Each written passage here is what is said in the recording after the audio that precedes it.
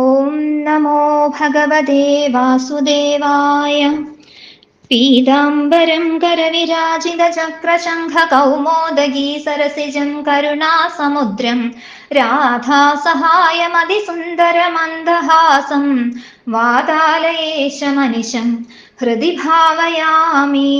ശ്രീഗുരുവായൂരപ്പാ ശരണം. അഥ ചതുരശീതിതമോऽധ്യായः. ശ്രീശുക ഉവാച ശ്രുത്വാ പൃഥാ സുബലപുത്ര്യഥയജ്ഞസേനി മാധവ്യഥ ക്ഷിതിപപത്ന്യവുദസ്സഗോപ്യ കൃഷ്ണേഖിലാത്മനി ഹരോ പ്രണയാനുബന്ധം സർവാവിസിസ്മ്യുരലമശ്രുകലാകുലാക്ഷ്യാം. ഇതി സംഭാഷമാണാസു സ്ത്രീഭിः സ്ത്രീഷു നൃഭിർനൃഷു ആയയുർമുനയസ്തത്ര കൃഷ്ണരാമാദിദൃക്ഷയാ. ദ്വൈപായനോ നാരദച്ഛദനോ ദേവലോസിത വിശ്വാമിത്രശതാനന്ദോ ഭരദ്വാജോധ ഗൗതമ. രാമः സശിഷ്യോ ഭഗവാൻ വസിഷ്ഠോ ഗാലവോ ഭൃഗു പുലസ്ത്യഃ കശ്യപോത്രിച്ഛ മാർക്കണ്ഡേയോ ബൃഹസ്പതി. ദ്വിതസ്ത്രിതച്ഛൈകതച്ഛ ബ്രഹ്മപുത്രാസ്തഥാംഗിര അഗസ്ത്യോ യാജ്ഞവൽക്യച്ഛ വാമദേവാദയോ പരേ. താൻ ദൃഷ്ട്വാ സഹസോത്ഥായ പ്രാഗാസീനാ നൃപാദയ പാണ്ഡവാ കൃഷ്ണരാമൗ ച പ്രണേമുർവിശ്വവന്ദിതാൻ. താനാനുർച്ചുർയഥാ സർവേ സഹ രാമോച്യുതോർച്ചയത് സ്വാഗതാസനപാദ്യാർഘ്യമാല്യധൂഭാനുലേപനൈ. ഉവാച സുഖമാസീനാൻ ഭഗവൻ ധർമ്മഗുപ്തനു സദസ്തസ്യ മഹദോ യതവാചോനുശൃണ്വത. ശ്രീഭഗവാനുവാച അഹോ വയം ജന്മഹൃദോ ലബ്ധം കാർഷ്ണ്യേന തത്ഫലം ദേവാനാമപി ദുഷ്പ്രാപം യദ്യോഗേശ്വര ദർശനം. കിം സ്വൽപതപസാം നൂണാമർച്ചായാം ദേവചക്ഷുഷാം ദർശന സ്പർശന പ്രശ്ന പ്രഹ്വപാദാർച്ചനാദികം ന ഹ്യമ്മയാനി തീർത്ഥാനി ന ദേവാമൃച്ഛിതാ മയാ തേ പുനന്ത്യുരുകാലേന ദർശനാദേവ സാധവ. നാഗ്നിർന സൂര്യോ ന ച ചന്ദ്രതാരകാ ന ഭൂർജലം ഖം ശ്വസനോധവാത്മന ഉപാസിതാ ഭേദകൃതോ ഹരന്ത്യഖം വിപച്ഛിദോഘ്നന്തി മുഹൂർത്തസേവയാ. യസ്യാത്മബുദ്ധിഃ കുണപേതൃധാധുകേ സ്വധീകളത്രാദിഷു ഭൗമൈജ്യധി യത്തീർത്ഥബുദ്ധിഃ സലിലേന കർഹിചിത് ജനേഷഭിജ്ഞേഷു സ ഏവ ഗോഖര. ശ്രീശുക ഉവാച നിശമ്യേഥം ഭഗവതഃ കൃഷ്ണസ്യാകുണ്ഠമേധസാ വചോ ദുരന്യയം വിപ്രാസ്തൂഷ്ണീമാസൻ ഭ്രമദ്ധിയാ. ചിരം വിമൃശ്യ മുനയ ഈശ്വരസ്യേഷിതവ്യതാം ജനസംഗ്രഹ ഇത്യൂചു സ്മയന്തസ്തം ജഗദ്ഗുരും. മുനയ ഊചു യന്മായയാ തത്വവിദുത്തമാ വയം വിമോഹിതാ വിശ്വസൃജാമധീശ്വര യദീഷിതവ്യാ യദി ഗൂഢൈഹയാ അഹോ വിചിത്രം ഭഗവത് വിചേഷ്ടിതം. അനീഹ ഏതത് ബഹുധൈക ആത്മനാ സൃജത്യവത്യത്യേന ബധ്യതേ യഥാ ഭൗമേർഹി ഭൂമിർബഹുനാമരൂപിണി അഹോ വിഭൂമ്നശ്ചരിതം വിഡംബനം. അഥാപി കാലേ സ്വജനാഭിഗുപ്തയേ ബിഭർഷി സത്വം ഹലനിഗ്രഹായ ച സ്വലീലയാ വേദപഥം സനാതനം വർണ്ണാശ്രമാത്മാ പുരുഷഃ പരോ ഭവാൻ. ബ്രഹ്മതേ ഹൃദയം ശുക്ലം തപസ്വാധ്യായ സംയമൈ യത്രോപലബ്ധം സദ്വ്യക്തമവ്യക്തം ച തതഃ പരം. തസ്മാത് ബ്രഹ്മകുലം ബ്രഹ്മൻ ശാസ്ത്രേയോനിസ്ത്വമാത്മന സഭാജയസി ധാമ തദ്ബ്രഹ്മണ്യഗ്രണീർഭവാൻ. ആദ്യനോ ജന്മ സാഫല്യം വിദ്യായാസ്തപസോ ദൃശ ത്വയാ സംഗമ്യ സദ്ഗത്യാ യദന്തഃ ശ്രേയസാം പരഃ. നമസ്തസ്മൈ ഭഗവതേ കൃഷ്ണായ കുണ്ഠമേധസേ സ്വയോഗമായയാ ഛന്നമഹിംനേ പരമാത്മനേ. നയം വിദ്യന്തമീ ഭൂപായേകാ രാമാച്ഛ വൃഷ്ണയാ മായാജവനികാച്ഛന്നമാത്മാനം കാലമീശ്വരം. യഥാശയാന പുരുഷാത്മാനം ഗുണതത്വദൃക് നാമമാത്രേന്ദ്രിയാഭാതം ന വേദരഹിതം പരം. ഏവം ത്വാ നാമമാത്രേഷു വിഷയേന്ദ്രിയേഹയാ മായയാ വിഭ്രമച്ചിത്തോ ന വേദസ്മൃത്യുപപ്ലവാത്. തസ്യാദ്യദേദൃശിമാഘ്രിമഖൗഘമർശ്യതീർത്ഥാസ്പദം ഹൃദി കൃതം സുവിപക്വയോഗൈ ഉത്സിത്യ ഭക്ത്യുപഹതാശയ ജീവകോശ ആപുർഭവദ്ഗതിമഥോനുഗൃഹാണ ഭക്താൻ. ശ്രീശുക ഉവാച ഇത്യനുജ്ഞാപ്യ ദാശാർഹം ധൃതരാഷ്ട്രം യുധിഷ്ഠിരം രാജർഷേ സ്വാശ്രമാൻ ഗന്തും മുനയോ ദധിരേ മനഃ. തദ്വീക്ഷ്യ താനുപവ്രജ്യ വസുദേവോ മഹായശ പ്രണമ്യ ചോപസംഗൃഹ്യ വ്യഭാഷേതം സുയന്ത്രിത. വസുദേവ ഉവാച നമോ വ സർവദേവേഭ്യ ഋഷയ ശ്രോതുമർഹത കർമ്മണാ കർമ്മനിർഹാരോ യഥാ സന്യസ്ത്യുദച്യുതാം. നാരദ ഉവാച നാദിചിത്രമിദം വിപ്രാ വസുദേവോ ബുഭുത്സയാ കൃഷ്ണം മത്വാർഭകം യന്ന പൃച്ഛതി ശ്രേയാത്മനാ. സന്നികർഷോ ഹി മർത്യാനാമനാദരണകാരണം ഗാംഗം ഹിത്വാ യദന്യാംഭസ്തത്രത്യോ യാതി ശുദ്ധയേ. യസ്യാനുഭൂതി കാലേന ലയോൽപത്യാദിനാസ്യ വൈ സ്വതോന്യസ്മാച്ഛ ഗുണദോ ന കുതച്ഛ നരിഷ്യതി. തം ക്ലേശകർമ്മ പരിപാക ഗുണപ്രവാഹേരവ്യാഹദാനുഭവമീശ്വരമദ്വിതീയം പ്രാണാദിഭി സ്വവിഭവൈരൂപഗൂഢമന്യോ മന്യേത സൂര്യമിവ മേഘഹിമോപരാഗൈ. അധോചുർമുനയോ രാജന്നാഭാഷ്യാനകദുന്ദുഭിം സർവേഷാം ശൃണ്വതാം രാജ്ഞാം തഥൈവാച്യുതരാമയോ. കർമ്മണാ കർമ്മനിർഹാര ഏഷ സാധു നിരൂപിത യശ്രദ്ധയാ യജേത് വിഷ്ണും സർവയജ്ഞേശ്വരം മഖൈ. ചിത്തസ്യോപശമോയം വൈ കവിഭിഃ ശസ്ത്രചക്ഷുഷാ ദർശിത സുഗമോ യോഗോ ധർമ്മച്ഛാത്മമുദാവഹ. അയം സ്വസ്ത്യേന പന്ഥാ ദ്വിജാതേർഗൃഹമേധിന യശ്രദ്ധയാപ്തവിത്തേന ശുക്ലേന പൂരുഷ. വിത്തേഷണാം യജ്ഞദാനേ ഗൃഹേർധാരസുതേഷണ ആത്മലോകേഷണാം ദേവ കാലേന വിസൃജേദ്ബുധ. ഗ്രാമേ തെക്തേഷണ സർവേ യയുർധീരാസ്തപോവനം ഋണൈർശ്രീഭിർദ്വിജോ ജാതോ ദേവർഷി പിതൃണാം പ്രഭോ. യജ്ഞാധ്യേന പുത്രൈസ്താ അന്യസ്തീര്യത്യജൻ പതേത്. ത്വം ത്വദ്യമുക്തോ ദ്വാഭ്യാം വൈ ഋഷിപിത്രോർമഹാമദേ യജ്ഞൈർദേവർണമുന്മുച്യ നിർഋണോ ശരണോ ഭവ. വസുദേവ ഭവാൻ നൂനം ഭക്ത്യാ പരമയാ ഹരിം ജഗതാമീശ്വരം പ്രാർച്ച സയദ്വാം പുത്രതാം ഗതാ. ശ്രീശുക ഉവാച ഇതി തേഷാം വച ശ്രുത്വാ വസുദേവോ മഹാമനാ താൻ ഋഷീൻ ഋത്വിജോ വൗരേ മൂർധ്നാനമ്യ പ്രസാദ്യ ച. തയേന ഋഷയോ രാജൻ വൃഥാ ധർമ്മേണ ധാർമ്മികം തസ്മിന്ന യാജയൻ ക്ഷേത്രേ മഖൈരുത്തമകൽപകൈ. തദ്ദീക്ഷായാം പ്രവൃത്തായാം വൃഷ്ണയ പുഷ്കരസ്രജ സ്നാതാസു വാസസോ രാജൻ രാജാന സുഷ്ഫലം കൃതാ. തന്മഹിഷ്യച്ഛമുദിതാ നിഷ്കകണ്ഠ്യ സുവാസസ ദീക്ഷാശാലമുപാജഗ്മുരാൽപിതാ വസ്തുപാണയാം. നേതുറും മൃദംഗപടഃ ശംഖഭേര്യാനഗാദയാ നനുതുർനടനർത്തക്യസ്തുഷ്ടുഭുഃ സൂതമാഗതാ.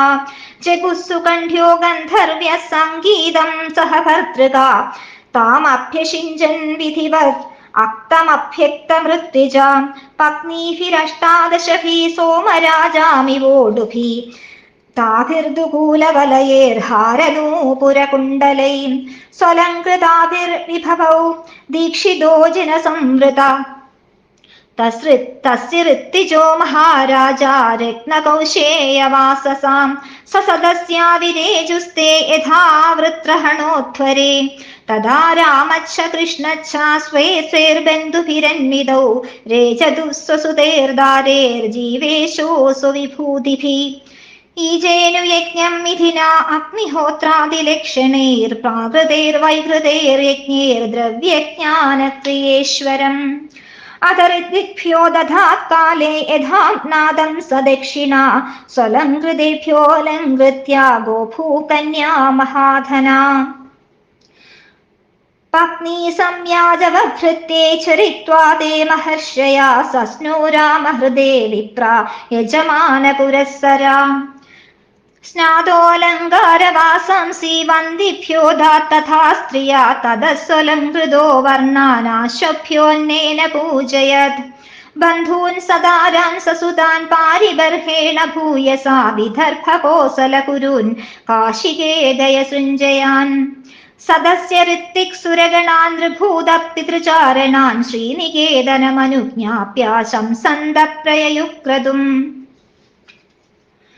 ധൃതരാഷ്ട്രോനുജ പാർത്ഥാ ഭീഷ്മോ ദ്രോണ പൃഥാ യമൗ നാരദോ ഭഗവൻ വ്യാസ സുഹൃത്സംബന്ധി ബന്ധവാ ബന്ധൂൻ പരിഷ്യജ്യ യദൂൻ സൗഹൃദാത് ക്ലിന്ന ചേതസാ യയുർവിരഹ കൃശ്രേണ സ്വദേശാം ഛാപരേ ജനാം നന്ദസ്തു സഹ ഗോപാലേ ബൃഹത്യാ പൂജയാർച്ചിതാ കൃഷ്ണരാമോഗ്രസേനാദ്യേ നവാത്സീത് ബന്ധുവത്സലാം വസുദേവോഞ്ജസോത്തീര്യാ മനോരഥമഹാർണവം സുഹൃദ്വൃതപ്രീതമാനാ നന്ദമാഹകരേ സ്പൃശൻ വസുദേവ ഉവാച ഭ്രാതരീശകൃത പാശോ നൃണാം യസ്നേഹസംജ്ഞിത തം ദുസ്ത്യജമഹം മന്യേ ശൂരാണാമപി യോഗിനാം അസ്മാസു പ്രതികൽപ്പേയം യത്കൃതാജ്ഞേഷു സത്തമൈ മൈത്ര്യർപ്പിതാ ഫലാവാപി ന നിവർത്തേത കർഹിചിത് പ്രാഗൽപാച്ച കുശലം ഭ്രാതർവോ നാചരാമഹി അധുനാ ശ്രീമതാന്ധാക്ഷ ന പശ്യാമ പുരസ്തതാ മാ രാജ്യശ്രീരഭൂത് പുംസശ്രേയസ്കാമസ്യ മാനദാ സ്വജാനാനുദ ബന്ധൂൻ വാ ന പശ്യതി യയാന്ധദൃക് ശ്രീശുക ഉവാച ഏവം സൗഹൃദശൈഥില്യചിത്ത ആനഗതുന്ദുഭി രുരോദ തത്കൃതാം മൈത്രീം സ്മരന്നശ്രുവിലോചനാം നന്ദസ്തു സഖ്യുപ്രിയകൃത്പ്രേംണാ ഗോവിന്ദരാമയോ അദ്യശ്വൈതി മാസാം സ്ത്രീൻ യദുർഭിർമാനിതോ വസത് തതഃ കാമൈ പൂര്യമാണ സൗവ്രജ സഹ ബാന്ധവാ പരാർത്ഥ്യാഭരണക്ഷോ നാനാർഘ്യാ പരിച്ഛദൈ വസുദേവോഗ്രസേനാഭ്യാം കൃഷ്ണോത്ഥവ ബലാതിഭി ദത്തമാദായ പാരിബർഹം യാപിതോ യദുഭിർയയൗ നന്ദോ ഗോപാച്ഛ ഗോപ്യച്ഛാ ഗോവിന്ദ ചരണാംബുജേ മനഃക്ഷിപ്തം പുനർഹർത്തുമനീഷാ മധുരാം യയൂ ബന്ധുഷു പ്രതിയാദേഷു വൃഷ്ണയ കൃഷ്ണദേവതാ വീക്ഷ്യ പ്രാവൃഷമാസന്നാം യയുർദ്വാരവതീം പുനഃ ജനേഭ്യഃ കഥയാൻ ചക്രുർ യദുദേവ മഹോത്സവം യഥാസീത് തീർത്ഥയാത്രായാം സുഹൃത്സന്ദർശനാദികം. ശ്രീകൃഷ്ണായ നമഃ. ഇതി ശ്രീമദ്ഭാഗവതേ മഹാപുരാണേ ദശമസ്കന്ധേ ഉത്തരാർത്ഥേ തീർത്ഥയാത്രാനുവർണ്ണനം നാമ ചതുരശീതിതമോऽധ്യായഃ. സർവത്ര ഗോവിന്ദ നാമ സങ്കീർത്തനം. ഗോവിന്ദ ഗോവിന്ദ. ഓം നമോ ഭഗവതേ വാസുദേവായ. പീതാംബരം കരവിരാജിതചക്രശംഖകൗമോദഗീ സരസിജം കരുണാസമുദ്രം രാധാസഹായമതിസുന്ദരമന്ദഹാസം വാതാലയേശമനിശം ഹൃദി ഭാവയാമി. ശ്രീമദ് ഭാഗവതം ദശമസ്കന്ധം ഉത്തരാർദ്ധത്തിൽ 84-ാമത്തെ അധ്യായത്തിൽ ബലദേവരുടെ തീർത്ഥയാത്രാ വർണ്ണനം ആണ് വർണ്ണിച്ച് കാണുന്നത്. ശ്രീശുക ബ്രഹ്മർഷി പറയുന്നു, അഖിലാത്മാവായ ക്ലേശരഹിതനായ ഭഗവാനിൽ നിന്ന് ഭഗവാന്റെ പ്രേമ അതിശയം കൊണ്ട് കുന്തി, ഗാന്ധാരി, പാഞ്ചാലി, സുഭദ്ര തുടങ്ങിയ രാജപത്നിമാരെല്ലാം അദ്ദേഹത്തിൻ്റെ സ്വന്തമായ ഗോപിമാർ, മറ്റുള്ളവരെല്ലാം ആനന്ദാശ്രുക്കൾ കൊണ്ട് നനഞ്ഞ കണ്ണുകളോടുകൂടി വളരെ ആശ്ചര്യപ്പെട്ടു കാണായി. ശ്രുത്വാ പൃഥാ സുബലപുത്ര്യഥയാജ്ഞസേനി മാധവ്യഥക്ഷിതിപജ്ഞ ഉദസ്വഗോപ്യ കൃഷ്ണേഖിലാത്മനിഹരോ പ്രണയാനുബന്ധം സർവാവിശിസ്മിരലമശ്രുകലാകുലക്ഷ്യ. പുരുഷന്മാർ പുരുഷന്മാരായി, സ്ത്രീകൾ സ്ത്രീകളായി ഇങ്ങനെ സംഭാഷണം ചെയ്തുകൊണ്ടിരിക്കുന്നു. അവിടെയാണ് പരശുരാമൻ തുടങ്ങിയ ഋഷികളും യാജ്ഞവൽക്യൻ, വാമദേവൻ, അഗസ്ത്യൻ തുടങ്ങിയ ഋഷിമാരും ഭഗവാനെ കാണാൻ, ബലരാമനെ സന്ദർശിക്കുവാനൊക്കെ ആയിട്ടുള്ള ആഗ്രഹം നിമിത്തം അവിടെ എത്തിച്ചേരുന്നു. വിശ്വവന്ദിതന്മാരായ അവരെ കണ്ടിട്ട് അവിടെ മുൻപ് ഉണ്ടായിരുന്ന പാണ്ഡവന്മാരും രാമകൃഷ്ണന്മാരും രാജാക്കന്മാരും എല്ലാവരും പെട്ടെന്ന് എഴുന്നേറ്റ് അവരെ നമസ്കരിക്കുകയാണ്. അങ്ങനെ അവിടെ സ്വാഗത വാക്ക്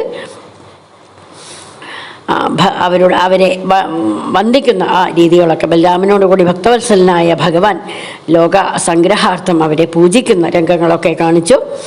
പിന്നീട് അവരുടെ ആ ജന്മം സഫലമായി എന്ന് തോന്നി. ദേവന്മാർക്ക് കിട്ടാത്ത ആ യോഗേശ്വരന്മാരുടെ ദർശനാത്മകമായ മഹാഫലം പൂർണ്ണമായി കിട്ടിയല്ലോ എന്ന് അവർ ഓർമ്മിക്കുകയാണ്. തീർത്ഥസ്നാനാദികളിൽ മാത്രം തപസ് ചെയ്തുകൊണ്ടിരിക്കുന്ന അവരുടെ ചിന്താഗതി, പ്രതിമകളിൽ മാത്രം ദേവബുദ്ധി സ്ഫുരിക്കുന്നതായ ആ കാര്യത്തെ ഓർമ്മിച്ചു. അഹോ വയം ജന്മഭൃതോ ലബ്ധം കാസ്നേന തത്ഫലം ദേവാനാമപി ദുഷ്പ്രാപം യദി യോഗേശ്വര ദർശനം. അവിടെ ജന്മം സഫലമായി, ദേവന്മാർക്ക് കിട്ടാത്ത ആ ഒരു ഐശ്വര്യത്തെ ദർശിക്കുവാൻ സാധിച്ചു എന്ന് അവർ വീണ്ടും വീണ്ടും പറയുന്നു. ജലമയങ്ങളായ സരസ്സുകൾ, നദികൾ ഒന്നും അവിടെ ഇല്ല. എന്നാൽ മണ്ണ്, കല്ല്, പാറ എന്നിവ കൊണ്ടുള്ള വിഗ്രഹങ്ങൾ, ഇതൊന്നുമല്ല ദേവന്മാർ എന്ന് മനസ്സിലാക്കുകയും വളരെ കാലം കൊണ്ട് ശുദ്ധീകരിക്കുന്ന ആ മനസ്സ്, ആ സജ്ജനങ്ങളാകട്ടെ അവരെ ആ ദർശനമാത്രയിൽ തന്നെ ജനങ്ങളെ ശുദ്ധീകരിക്കുന്നതായിത്തീരുന്നു എന്ന് അവർ ഓർമ്മിക്കുന്നു. ആർക്കാണോ ഇവിടെ ത്രിദോഷജന്യമായ ശരീരം ഉള്ളത്, ബുദ്ധിയെയും ശക്തിയെയും വ്യാപിപ്പിക്കുവാൻ കഴിയുന്നത് ശിലകളിൽ മാത്രം കാണുന്ന ഈ ഈശ്വര ബുദ്ധി, ഇതിൽ ജലത്തിൽ കാണുന്ന തീർത്ഥബുദ്ധി, ഇതൊക്കെ പുരുഷന്മാരിൽ ആ ബുദ്ധി ഇല്ലാതിരിക്കുന്നതായിട്ട് സംഭവിക്കുന്നു എന്ന് പറയുന്നു. അങ്ങനത്തെ ആളാണെങ്കിൽ അത് കഴുതയ്ക്ക് സമനാണ് എന്ന് പറഞ്ഞു. അങ്ങനെ തത്വജ്ഞാനം സൃഷ്ടിച്ചവരാണ്, ശ്രേഷ്ഠന്മാരാണ്, പ്രജാപതികൾക്ക് പോലും സേവ്യന്മാരാണ്. യാതൊരു ഭഗവാന്റെ യോഗമായാൽ മോഹിതരായി ഭവിക്കുന്നുവോ ആ ഭഗവാൻ മനുഷ്യനാട്യത്താൽ ഗൂഢനായി അനീശ്വരനായി അങ്ങനെ ആ ലീലയാടുന്ന രംഗം ഇത് വിചിത്രം തന്നെയാണ് എന്ന് അവർ അറിയുന്നു. വേദങ്ങൾ പരിശുദ്ധമായ ഹൃദയങ്ങളാണെന്ന് പറഞ്ഞു. ബ്രഹ്മൻ വേദപ്രമാണിയായി സർവാത്മാവായി അവിടെ വിലസുന്നു.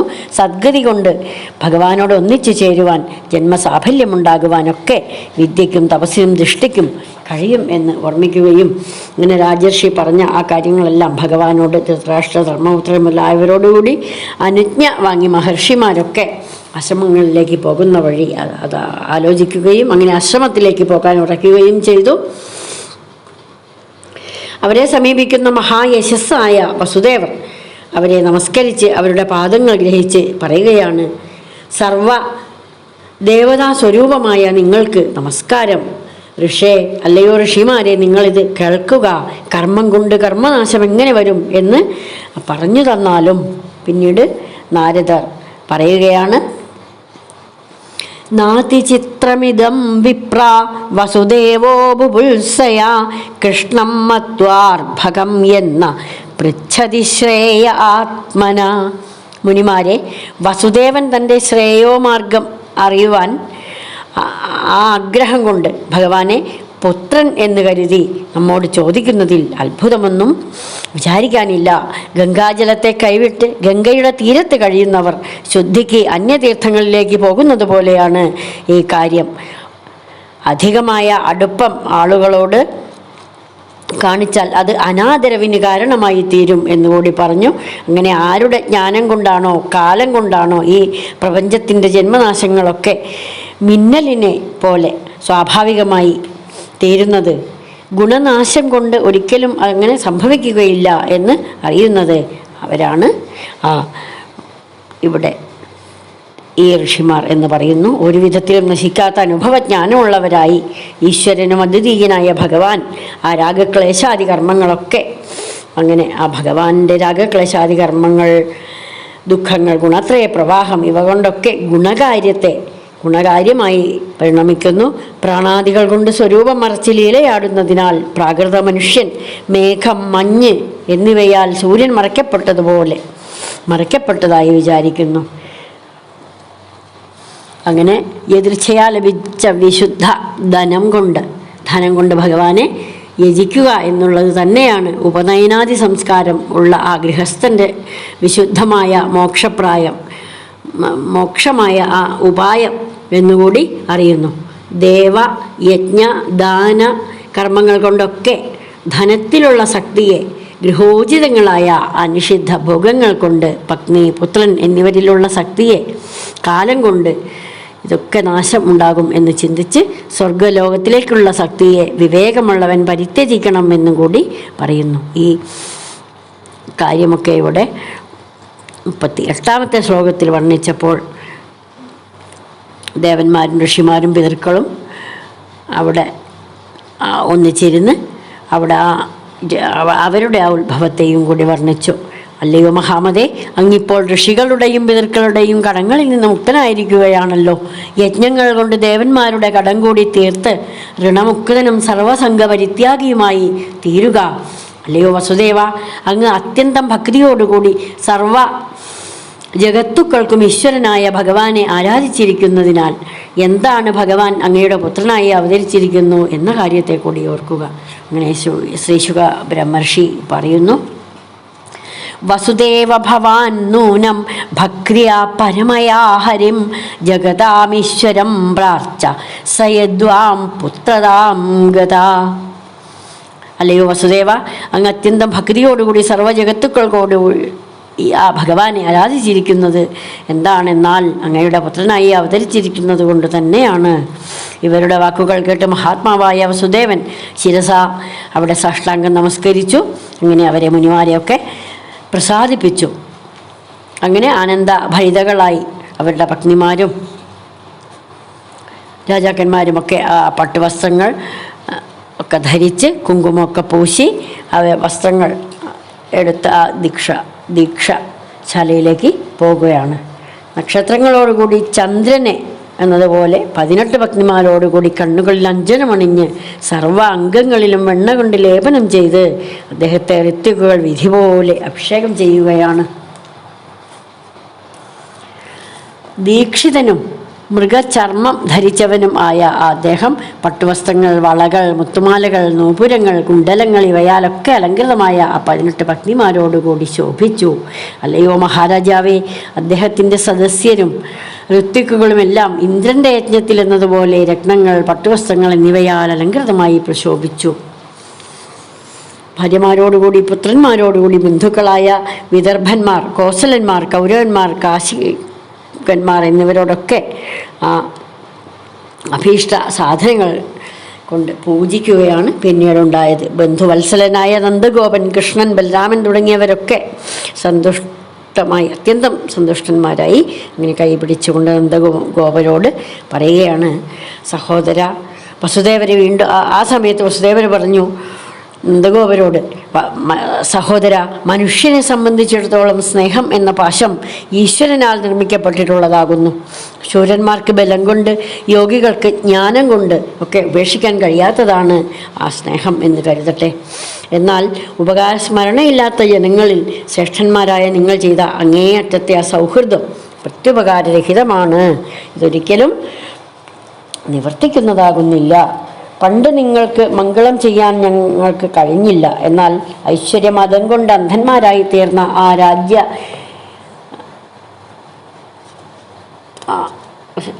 രാജാക്കന്മാരെ കൊണ്ട് തന്നെ അവിടെ, ആ സജ്ജനങ്ങളെ കൊണ്ട് തന്നെ അവിടെ കാണുന്നില്ല. അവിടെ അവരെ കൊണ്ട് ആ പ്രവൃത്തിയെ ന്യായീകരിക്കുവാൻ കഴിയുന്നില്ല.